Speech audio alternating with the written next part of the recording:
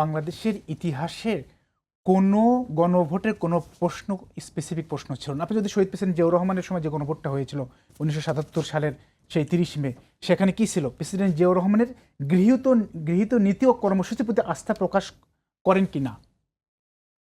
শহীদ president Ziaur Rahman তো অনেক কিছু করেছেন না, এবং করেছেন বলে কি সেটাকে সাংবিধানিক লেজিটিমেসি দেওয়ার জন্য কিন্তু গণভোট আয়োজন করেছিলেন। তো তার কাছে 10টা পছন্দ হলে একটা না পছন্দ নাও হতে পারে, কিন্তু সেগুলো কি কখনো সেটা ছিল? আজকে যে প্রজন্মের রক্তের ওপর দাঁড়িয়ে নতুন বাংলাদেশ, এই প্রজন্ম কিন্তু রাজনীতি হিপোক্রেসি পছন্দ করে না।